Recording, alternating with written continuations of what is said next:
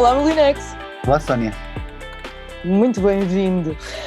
És um dos nossos produtores nacionais preferidos. Espero que compreendas a responsabilidade que tens nas mãos.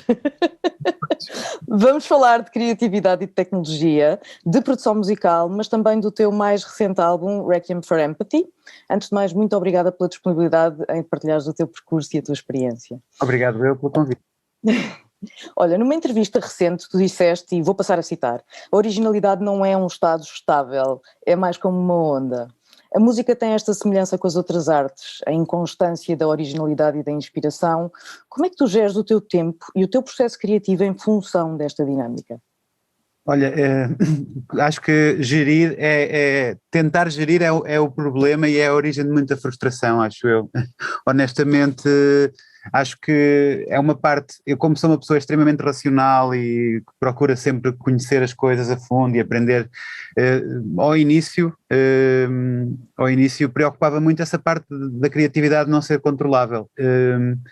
Ser algo que, por mais que tentes estimular, é muito difícil e sempre também o facto de me meter medo também se calhar é o que me fascina mais no que faço, por mais que eu saiba, por mais que eu tente ser melhor músico, tente ser melhor produtor, isso não vai melhorar a minha música. E a verdade é que é mais uma coisa, quase um desafio pessoal, aprender sobre determinada coisa, e isso também me cativa muito, mas a parte da criatividade, lido com ela sabendo que nem todos os dias são bons e nem todos os meses são bons e se calhar até agora tenho tido sorte, mas nem todos os anos são bons. Sim, mas tens estratégias, ou seja, imagina, se é um dia em que te sentes criativo, se calhar vais para o estúdio e é altamente produtivo, mas se é daqueles dias em que não te sentes tão produtivo, o que é que fazes? Olha, uma vez vi uma entrevista com o Zaba, já antiga, e eles diziam que iam todos os dias para o estúdio, das 9 às 5, ou das 9 às 6, e mesmo que a coisa não tivesse, e trabalhavam, mesmo que a coisa não tivesse criativa, arrumavam o estúdio, faziam patching novo às máquinas e aos instrumentos. Eu tenho muito essa política, identifiquei muito com o que eles disseram, não querendo comparar-me todo aos ABBA, porque obviamente não tenho ilusões de grandeza, mas identifico muito com isso, eu acho que, tal como a sorte, a criatividade só está lá para quem trabalha muito e para criar oportunidades para ela aparecer. Então venho e o que me frustrava, se calhar há 10 anos atrás, era quando não dava, e estava aqui tipo 8 horas à volta de um projeto, e não conseguia avançar com ele, aceito. E uma das estratégias é essa mesmo, é saltar muito rapidamente entre coisas, perceber que quando acaba uma ideia ótima, tenho a tentação de exportar um MP3 e ouvir nos fones a caminho de casa, em loop, e agora já não faço isso de todo, deixo a coisa marinar durante 3 dias sem ouvir e volto, e se aquilo me bate tanto como estava a bater quando estava a fazer, é sinal de que se calhar vale a pena ir por ali. E depois é outra coisa, como produtor, e estás a compor, o produtor é o pior amigo do compositor, não é? Porque há uma parte racional que tens de desligar para criar e há uma parte criativa que tens de desligar para produzir. Acho que isso é um bocado importante. E às vezes estar 8 horas a trabalhar numa música tira-te o valor emocional dela, ela já não te bate. Melhor que sejas a lidar com isso. Então, se calhar uma estratégia minha também é saltar muito rapidamente se tenho 10 músicas em que estou a trabalhar meia hora em cada. E mesmo que não esteja pronto, a seguir vou para a seguinte, porque senão vou ficar com aquela coisa em loop, e quanto mais ouves, menos vai bater, e pronto. E antigamente o meu eu antigo lidava muito mal com isso, agora já estou mais tranquilo. Mas eu por acaso acho isso muito interessante, porque é uma das estratégias que se usa, fazer uma música no teu caso, escrever noutros casos, enfim, e depois afastarmos-nos disso e voltarmos lá, passado uns dias depois de já termos esquecido, para perceber se aquilo de facto continua a ter o mesmo valor emocional e até de importância, não é, que nós lhe demos na altura em que estávamos a fazer. Agora, parece-me um exercício complicado de conseguir, esse que tu estavas a descrever, de separar a parte racional da parte criativa, Isso é difícil. É muito difícil. Olha, vou dar um exemplo recente. A coisa que eu mais odeio fazer na vida é editar takes, ok? Tipo, Escolher, imagina, trabalho com um vocalista que gravou 40 takes do mesmo verso. Para mim isso é pior do que comer vidro, editar esse take. Juro. O criativo, aquilo basicamente eu vou estar a escolher entre diferentes cores da mesma emoção e quanto mais takes ouço, menos emoção aquilo me traz, não é? Claro. Então tenho mesmo que estar completamente... É o mesmo mood de limpar a casa ao domingo, estás a ver? É tipo, estar com a cabeça completamente racional. Às vezes é difícil de desligar, mas o que aconteceu é que acabei por começar a trabalhar cada vez mais com instrumentistas e vocalistas, e eu próprio também acabo por assumir muito a parte, as imperfeições, e digo isto, as imperfeições sem qualquer conotação negativa. Começo... os grandes vocalistas para mim e aqueles que eu mais adoro trabalhar, e acho que é o exemplo de todos no meu último disco, têm uma característica em comum que é são vozes muito naturais, muito pouco, sem ser aquela escola concurso de talento vocal, estás a ver? Sim. Acho que são vozes que assumem uma pequena imperfeição aqui e ali, um raspar da garganta, uma coisa que tecnicamente um vocalista super técnico dizia, isto não está bem feito, mas é isso que eu gosto, honestamente. Que giro. São as imperfeições, acho eu, numa música tão eletrónica, tão cheia de sintetizadores e caixas de ritmos e coisas artificiais, acho que é um bom contraste ter essa humanidade. Que interessante. Olha, tu nunca tiveste uma educação musical formal, não é? Foste pesquisando, foste aprendendo... Tive um ano de piano que odiei, honestamente. É sério? Mas porquê? Porque eu acho que eu dou cada vez mais valor a quem ensina e quem partilha conhecimento, porque muitas vezes eu acho que aprendi melhor a ser músico numa escola de engenharia, em engenharia informática, computadores e telemática, que foi o que eu estudei, porque é uma questão de inspiração, é criar um bichinho uma escola de engenharia ensina-te a aprender e a encontrar as tuas ferramentas para resolver os teus problemas. E neste caso, o ano de piano que eu tive foi muito, olha, toma aqui os livros do Eurico Acebolo, do Piano Mágico. E era um clássico da minha geração, antes do YouTube, não é? E tens aqui a andorinha não sei o quê, e tens de estar aqui, daqui a meia hora venho ver que já tocas a peça. Isso de facto não me inspirou, não me deu pica, e fiquei com um bocadinho uma relação amor-ódio com as aulas de música. Mas não achas que isso tem mais a ver com o método? Eu tive aulas de piano também, e não usaram esse método comigo, e eu adorei as aulas de piano que tive. Exatamente a ver com o método e com o facto da pessoa que está a ensinar-te, com aquele método ou não, de conseguir cativar e encontrar as coisas que te apaixonam, não é? Portanto, é isso. Acho que está aqui um livro de piano. Não funciona com ninguém. Não, acho que não. Não tiveste sorte, porque piano ou outro instrumento qualquer ensinado de outra forma, talvez de uma forma mais prática, tu já vais aprendendo à medida que vais aprendendo a tocar, não é? Portanto, não precisas estar a ter solfejo antes e a aprender a ler as pautas antes, vais aprendendo enquanto tocas, e portanto acabas por equiparar teoria à prática e de ser muito mais gratificante. Mas pronto, mas isto é uma discussão de métodos de ensino que nos levava bem longe. Leva-nos também para um assunto maior e acho mais importante até, que é a questão do fascínio que nós temos como crianças com a realidade e com a vida e com as pequenas coisas. Olha, vou dar um exemplo, tinha a filha de uns amigos, eles passaram o fim de semana lá em casa, e ela, quando entrou na sala, viu um piano de parede, viu um Moog Grandmother ao pé da secretária, e começou a ficar, deixa-me tocar piano, posso? Começa lá a tocar piano, ainda não tem 7 anos, nunca tinha tocado num piano. Depois a seguir quis experimentar o sintetizador e olha, e porquê que este não dá para fazer 2 sons ao mesmo tempo, como aquele? E começou-me a fazer estas perguntas tipo super mágico. Aquilo tem uma componente de brinquedo e entretanto, olha, queres aprender uma música? Comecei a ensinar-lhe o Enola Gay do Some Nubes in the Dark, que é um riff super simples, e ela nesse fim de semana aprendeu a tocá-lo. Incrível, estás a ver?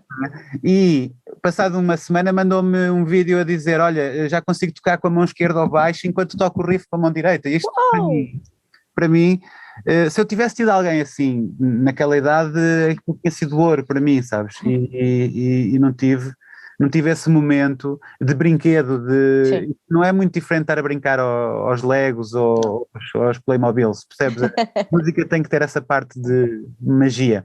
Claro que sim, e até pela conexão emocional que nós temos com ela, não é? Portanto, que não é dissociável. E o nosso trabalho como adultos é só não estragar essa criança que vive dentro de nós, acho eu. Exatamente. É um grande mote, mas muito difícil. Olha, falando da educação formal, eu queria saber, já dentro da produção musical, por que dose é que tu passaste e porque é que foste mudando ao longo do tempo? Comecei com a minha primeiríssima foi uma coisa que o avô do Reason, que foi o Rebirth, que era O avô. Acho que eram uma 808, uma 909, ou duas 808 e duas 303. Era só isto, e tinha um sequenciador básico. E eu sempre não tinha muitos instrumentos à minha mão, mas sempre curti muito computadores, portanto comecei a fazer música logo em computadores. E a seguir o primeiro no qual fiz música terminada, entre aspas, foi o Fruity Loops, na primeira versão. E eu não tinha a versão final, eu tinha uma versão shareware que não me deixava exportar nem gravar. Então eu ligava ao computador de manhã, punha-me a fazer uma música e depois usava tipo o output do computador para gravar para cassete. Muito bom, muito bom. Nunca mais na música, estás a ver? Sim. E esse exercício, ainda hoje, 20 anos depois, ainda uso muito isso, ainda gosto de gravar os sintetizadores já com efeitos. Hoje em dia uso o Ableton, e há anos que uso o Ableton 99%, Ableton Live, mas ainda gosto de gravar já com efeitos, tipo compressão, com equalização já lá dentro, que é para depois não estar com aquela coisa do tenho que mudar isto, se calhar equalizar aqui e ali. Tomo as decisões todas, mesmo que me prejudique, sei que no balanço das coisas vai-me beneficiar, porque o grande problema que temos agora, tipo, todos os recursos à nossa disposição, é ficarmos, o que é que fazemos com isto tudo, com 200 equalizadores, 200 compressores, então tipo ter aquilo printed, não é? Como expresso, diretamente no áudio, já não tenho hipótese de mudar a não ser que edite, isso é muito libertador. Interessante. Olha, tu há bocado tocaste num ponto que eu quero muito falar, quero muito discutir contigo, que é a questão do erro.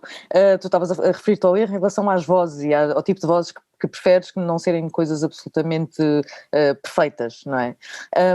E eu penso que o erro é um tema apaixonante dentro da arte em geral, na música em particular. E numa Prodigy Talks em que falei com o Rui Miguel Abreu, ele contava que os músicos africanos muitas vezes, porque estão a gravar em fita e não têm hipótese de estar a repetir takes, que assumem os erros nas gravações. Qual é? Eu quero saber qual é que é a tua perspectiva em relação ao erro na música. Erro, salvo seja, não é? Muitas das coisas que eu mais gosto no meu trabalho aconteceram de erros. E todo tipo de erros, desde erros ou coisas que ir um bocadinho contra a regra. Imagina, às vezes estou a fazer uma pattern MIDI para bateria, para drums, e sem querer faço routing disso para um synth, portanto melódico, e adoro aquele padrão. Este tipo de erros, na verdade, eu agora até assumo, uso muito o Max for Live e patches para introduzir entropia e erro e subtrair notas ou caos, precisamente porque, e ainda por cima, a cena mais fixe das máquinas de eletrónica é terem aquela coisa da probabilidade. É incrível às vezes conseguires, eu como criativo, óbvio, tens sempre o teu gosto a manobrar-te, e então às vezes vou encontrar sempre as mesmas soluções para o mesmo problema, né? Vou sempre encontrar as mesmas soluções e vou começar a entrar em clichês. E isso assusta-me muito, de estar sempre a fazer a mesma música, então deixo que o erro contamine o processo. Juro-te. E muitas vezes a trabalhar com outros músicos, com um vocalista ou uma vocalista, estamos a experimentar ideias diferentes e ele ou ela enganam-se ali numa parte, eu não, é isso mesmo, é isso mesmo. Vou dar um exemplo no meu disco mais recente, há um tema que é o Van, que foi todo cantado em sussurro, porque estávamos a gravar com a escuta aberta, sem fones, e a Zélia, a cantora, gravou assim super baixinho, que era para manter o microfone mais tapado possível, e sempre com a ideia de que depois íamos gravar a sério. Quando ouvimos aquela gravação e tentámos gravar a sério, não, aquela é que é a gravação. E se calhar ir um bocadinho contra o esperado e o que é a norma ajuda muito a desbloquear problemas criativos, sim. Sim, a parte criativa, faz sentido. Olha, e quanto às tuas... Quando eu tenho as minhas opções esgotadas, o erro é a melhor coisa para desbloquear situações. Ótimo, grande dica. Olha, e em relação a fontes sonoras, o que é que tu preferes? Plugins ou samples, ambos? Como é que geres essa parte? Tudo, samples, tudo que for textural, imagina, baterias, eu prefiro mesmo ter samples, porque já não tenho que estar com aquelas layers de processamento, equalização, compressão, não sei o que, já muitos deles já vêm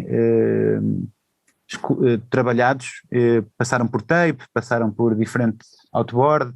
Gosto muito de trabalhar com samples para bateria, mas para melodia e harmonia, muito sinceramente, só quase plugins ou sintetizadores hardware, porque gosto mesmo de ir afinar o som. Não que depois não frise tudo para áudio, acabo com o MIDI, que é para não estar cá com isto se calhar ficava melhor aqui este acorde. Não, acabou.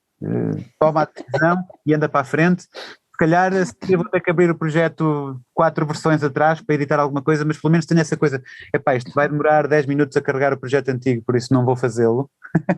E então passo para áudio e trabalho como se fossem samples. Aliás, fiz isso em alguns temas meus, tipo no Love Love Love do disco anterior, gravei um tema disco como se fosse nos anos 70 e depois samplei como se fosse a samplar um disco de alguém. Sim, que engraçado. Sim, porque ajuda-me a ter aquela textura que os discos antigos têm no samples, e acho que isso também dá muita característica à música. Uhum. Olha, eu queria falar sobre o teu álbum, o Requiem for Empathy, que é o teu álbum mais recente. Ele tem uma sonoridade muito quente e um mood muito sublime. No entanto, tu já disseste em várias entrevistas que ele foi a tua resposta à escuridão e a tempos difíceis. Há um lugar comum na arte, que é o de assumir que a tristeza e a escuridão são fontes mais férteis para a criatividade. É o que tu sentes depois desta experiência ou, por outro lado, esta foi uma terapia para a melancolia? Sim, foi uma terapia para a melancolia. E a minha grande dúvida era se isto cabia no que eu tinha feito até agora, tipo, no universo do que eu tinha feito dos outros 3 discos, porque eu estava a atravessar de facto uma fase menos boa, tive bastantes perdas pessoais, todas seguidas, e sustos e de saúde à minha volta, e foi assim tudo muito, isto no ano 2019, pré-pandemia, e foi tudo assim muito à flor da pele, e eu fazia música como sempre faço, um bocadinho sem plano. E quando dei conta tinha ali uma coleção de músicas que eu gostava e que me identificava, que eram dançáveis, mas eu não sabia, estava com medo se aquilo fazia sentido como Linux, mas depois eu pensei que também fui sempre muito honesto no meu trabalho e deixei que a minha música me representasse, e esta tinha que continuar a ser assim. E para mim foi uma terapia muito, muito importante. Acho que precisava de conseguir materializar aquilo que eu estava a sentir num objeto, até para conseguir regressar a ele como memória de um período que passei, que já está, que ultrapassei. Obviamente há sempre coisas, quando perdes alguém importante na tua vida, sentes necessidade de lhe dedicar um momento ou um objeto, ou seja o que for, e para mim foi essa a minha dedicatória, e então volto para ali, porque aquilo é quase como se fosse uma fotografia do que aquelas coisas que eu tinha perdido significavam para mim, aos meus olhos, como músico. Se fosse um fotógrafo ou um pintor seria de maneira diferente, mas mas para mim era importante. E depois eu acredito que se as coisas forem subjetivas que chegue, este processo de terapia pode servir para os outros. E a música de dança é ótima para nos purgarmos dos nossos males. então decidi que fazia sentido, sim, partilhá-lo com os outros. Olha, falaste aí de uma coisa muito interessante que é a consistência, e a consistência e a autenticidade, ou seja, como é que um músico, um criador, se mantém consistente e coerente e autêntico com a sua sonoridade e com o seu caminho. Isso preocupa-te? E como é que tu materializas essa preocupação na tua música? Preocupa-me muito.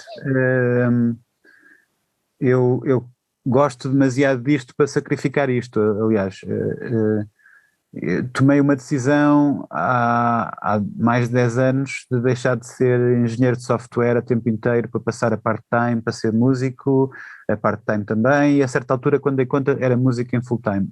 Tenho noção que isso é um privilégio, sobretudo em Portugal, e estou muito grato pelo que eu posso fazer, porque isto de facto é o que eu mais gosto de fazer. E quando o meu maior medo é sentir que não estou a fazer o que eu mais gosto de fazer, estou a sujar isto que é tão bonito para mim. Porque para isso ia fazer outra coisa que desse dinheiro a sério.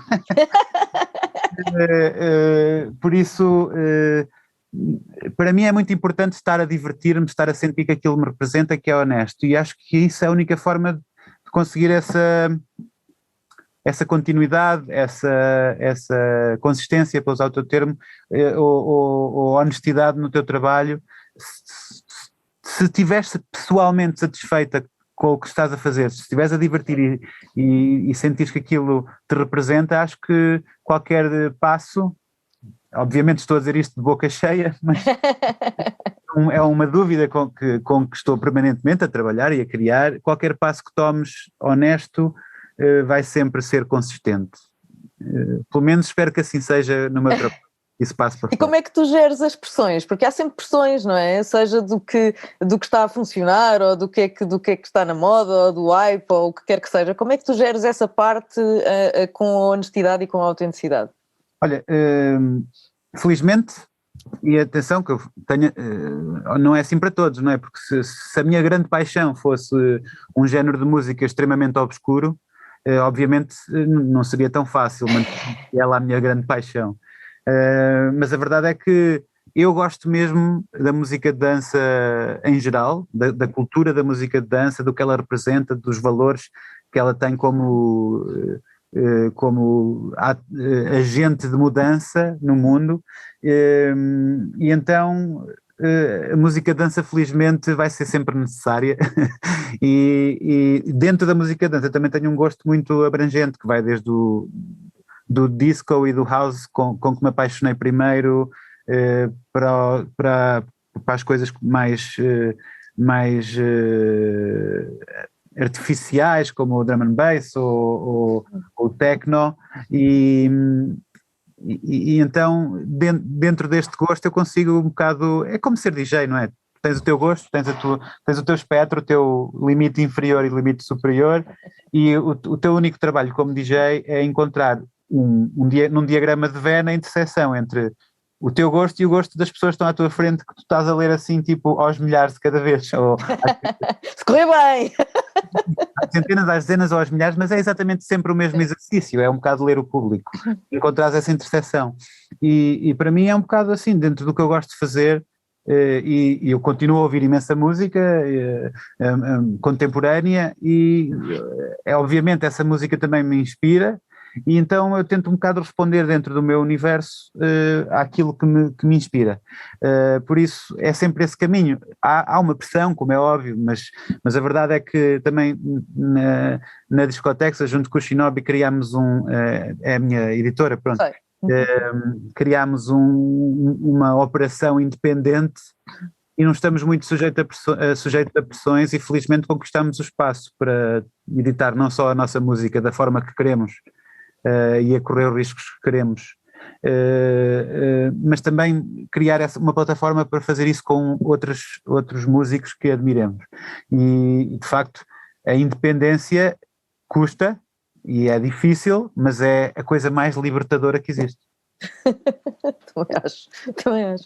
Olha, queria passar agora para o tema das colaborações. Tu falaste delas inicialmente quando referiste as vozes. No teu novo álbum há uma série de colaborações, mas há uma pessoa que se repete em 4 músicas, que é o Guilherme, o GPU Panic. É mais do que um colaborador. É exato, era exatamente aí que eu queria chegar. Há quem diga que só se faz música com pessoas de quem se gosta, porque uma colaboração tem uma dimensão pessoal, mais do que, além da dimensão artística, tem uma dimensão pessoal. Portanto, eu queria saber qual é que é o peso da relação pessoal nas tuas colaborações. É extremamente importante. Tanto que, quando a nível pessoal não corre muito bem, e acontece, não é? Tipo, às vezes isto é um bocado speed dating, algumas sessões parecem speed dating. Quando a nível pessoal não corre muito bem, eu nunca consigo dissociar a experiência do produto do final e fico sempre com um sabor agridoce do resultado final, e às vezes nem me apetece tocar as músicas nos DJ sets, né? Mas a verdade é que para mim o processo é tão importante como vai de encontro ao que eu tenho estado a dizer, não é? Eu gosto muito disto e como tal também quero que a minha casa seja um lugar feliz, e o estúdio é a minha casa, por isso para mim passo tanto tempo nisto, dedico a minha vida a isto, era o que mais faltava. Se as pessoas que estão à minha volta com quem trabalho não tivessem uma boa relação com elas, não fossem amigos, grandes amigos, e já que passamos tanto tempo juntos, em estúdio, na estrada, nas coisas da editora, é importante que a relação pessoal seja boa. E por isso sim, e acho que chegas a lugares na música, por exemplo, a Selma Wamus, que canta um tema no meu disco, já a conheço, já trabalhamos juntos ao vivo, em concertos, há 10 anos para aí, e foi a primeira coisa que gravámos juntos, ainda bem que esperámos, porque agora conhecemos-nos tão bem, somos tão amigos, que acho que chegámos a um ponto de vulnerabilidade que não teríamos chegado se fosse aquela coisa do ei, eu curto imenso a tua música, queres vir aí ao estúdio? Pá, é assim, não é assim um bocado estranho, não é? Não achas que acontece, mas não é um bocado aquela coisa de quase um one night stand, às vezes uma sessão de estúdio, é suposto pôr as tuas emoções ali com uma pessoa que é praticamente estranha, e então para mim é importante essa parte humana vir primeiro. Às vezes vem até sem conversarmos, às vezes vem... Sim, só... empatia. Sim, exatamente. Mas também, e aqui vou ser um bocadinho provocadora, mas também há emoções borderline que se calhar poderiam dar resultados interessantes, ou seja, estás a ver aquelas pessoas com quem tens relações de amor-ódio, que aquilo funciona bem, mas não funciona bem, mas há ali uma faísca e get a room, qualquer coisa assim do género. Às vezes, se calhar, há coisas interessantes que podem sair de relações que se calhar não são tão lineares, ou felizes, ou só felizes, pronto. Mas eu não estou a falar de felicidade, isso para mim é uma relação tempestuosa, é tão gratificante para mim como uma que é... Eu não estou a falar de paz e amor e passarinho. Pronto, era aí que eu queria chegar. Muitas das pessoas com que eu trabalho muito bem, o processo criativo é hostil, é mesmo dizemos coisas que nos arrependemos e já sabemos que estamos num espaço seguro em que porque somos muito protetivos do nosso trabalho, não, atenção só que depois é quase como ser ator, não é? Depois sais do palco e aquilo desliga, acabou, ali está, whatever happens in the studio stays in the studio. Pronto. Exatamente. E então sim, o Guilherme, por exemplo, o GPU Panic é alguém com quem eu já trabalho há muito tempo, convidei para tocar ao vivo guitarra como Linex há 5 anos ou 6, e agora nem sequer há guitarras em Molinex, e o Guilherme está a cantar 4 ou 5 temas do meu disco novo, e é alguém com quem eu tenho um processo criativo também muito, muito fixe, porque não temos gostos muito alinhados, gostamos de coisas diferentes, e acho que esse contraste também é muito bom, porque pá, não ia chamar outra pessoa igual a mim para trabalhar, isso era a coisa mais deprimente de sempre. Tem que ser complementar, não é? Sim, eu acho que isso faz todo o sentido. Mas pronto, olha, vamos falar sobre sintetizadores, que já se percebeu que são uma paixão tua, não é? E aqui queria entrar um bocadinho pelo teu workflow e perceber como é que tu tratas os sintetizadores analógicos, neste caso, qual é o workflow que usas, se tocas e gravas live ou sequencias em MIDI e depois crias manualmente as automações no synth, como é que tu fazes? Tu já há bocado te referiste mais ou menos um bocadinho sobre o que fazes, queria explorar isso. Ok, olha, eu tenho quase tudo routed, portanto, não sei dizer em português, mas Não faz mal.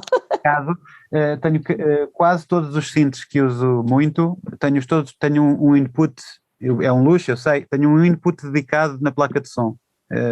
Estou a usar neste momento o Universal Audio, mas pronto, mesmo que não seja Universal Audio, que seja um input por synth. Porquê? Porque eu tenho também MIDI, tudo ligado por MIDI, nos que têm MIDI, que é para poder saltar muito rapidamente. Imagina, estou a curtir uma cena no Monopoly, mas depois quero experimentar no Moog, é só mudar o canal, o instrumento externo no Ableton e é muito fácil saltar entre si.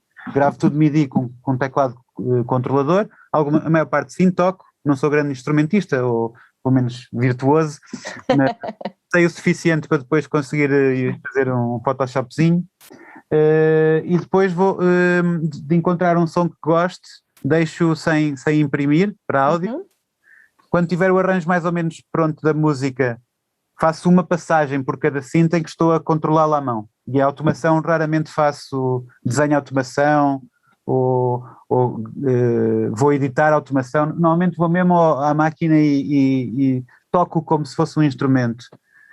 E assumo um bocado as imperfeições. Imagina, 2 ou 3 takes de baixo, por exemplo, e depois vou buscar os bocadinhos de cada performance que gostei mais e monto no arranjo. A vantagem de ter um canal de input é que, imagina, estou a trabalhar, imagina, tenho 6 synths hardware aqui no estúdio, neste momento. Estou a trabalhar em 3 músicas diferentes, só estou a dar 2 synths em cada uma, consigo estar a saltar entre as músicas sem estar a ter que fazer repatching e não sei o quê. Isso é um bocado frustrante para mim, ter que andar com patching, porque lá está, essa parte racional está ligada, fixe, estou aqui a perder tempo a fazer o routing perfeito da minha vida, mas quando a parte criativa está a funcionar, a coisa que eu mais odeio é ter que parar porque me falta um adaptador de XLR para jack, juro-te, deixa-me louco, porque aquela faísca que dá arrepios quando estás a fazer uma coisa que gostas, pá, se eu conseguir manter essa faísca sempre acesa durante 4 horas de uma sessão, eu sei que o resultado a que vou chegar vai ser fixe. Yeah. Pronto, para mim é importante, imagina, estou a gravar um synth estéreo, tenho os 2 pontos de patching, se calhar consigo aqui no Patch Bay meter uma unidade de efeitos. Gravo logo com os efeitos porque estou a curti-los. Imagina, se há uma desgraça ali a meio de 4 compassos que saiu péssimo a performance, pronto, vou buscar ao áudio da gravação. Vou buscar o áudio da gravação de 4 compassos atrás, pronto, para assim. É melhor do que estar com aquela coisa de levares o projeto todo do início até ao fim da mistura, em que podes voltar a coisas que decidiste há 15 dias atrás.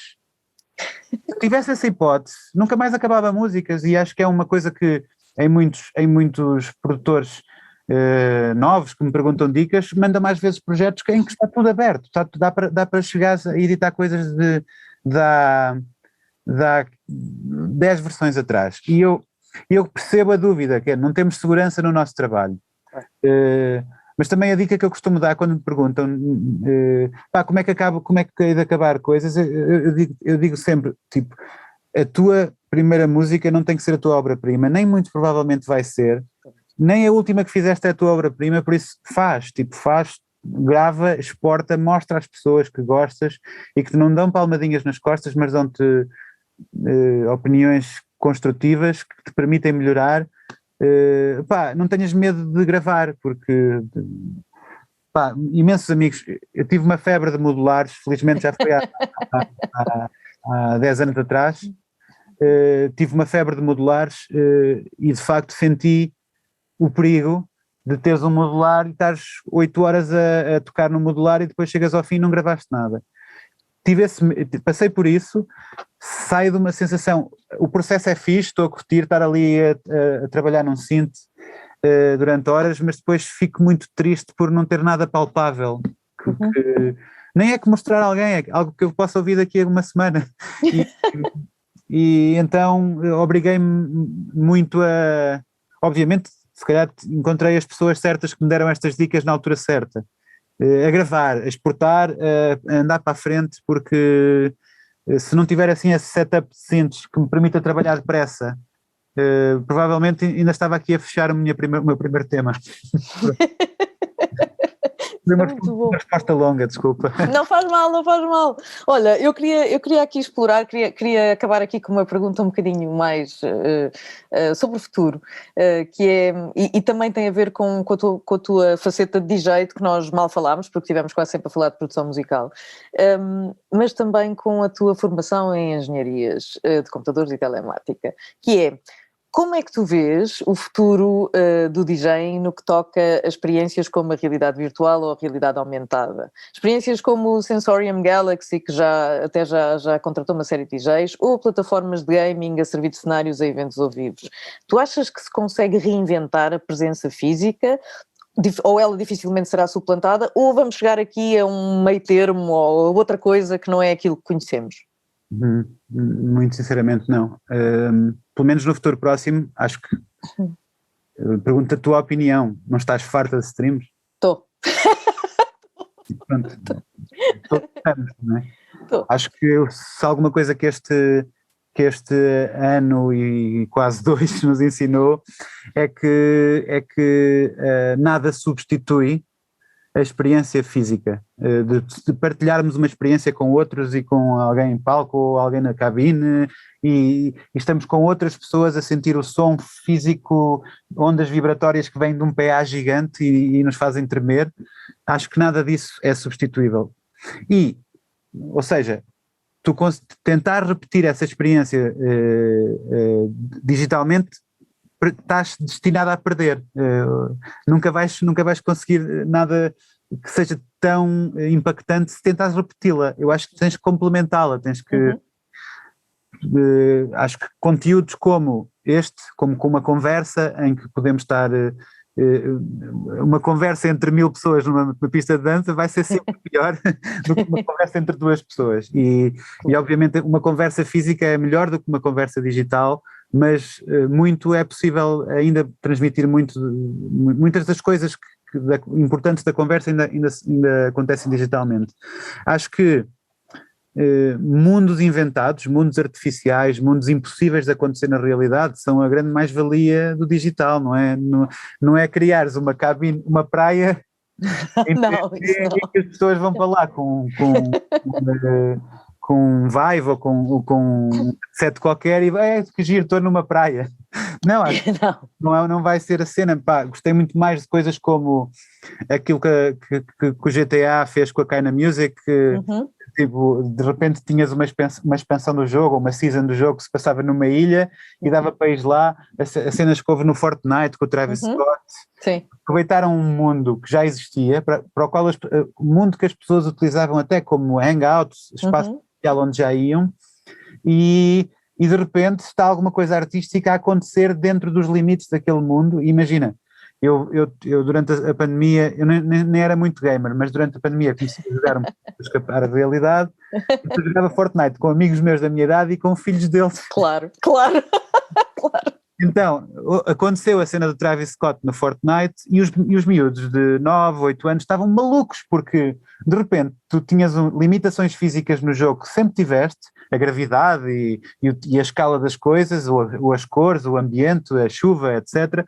De repente nada daquilo, tudo aquilo foi levantado para um concerto do Travis Scott e eles estavam malucos porque podiam voar, o Travis Scott tinha 20 metros, coisas são irrepetíveis na realidade e se calhar sim essa é a força que temos para a experiência digital, não tentar substituir a realidade, mas sim complementá-la com coisas impossíveis de acontecer na realidade. Aposto mais nisso. Yeah. Olha, muito obrigada, foi ótimo este bocadinho, tenho a certeza que vai ser muito útil a outros produtores e DJs também, e até breve. Obrigado.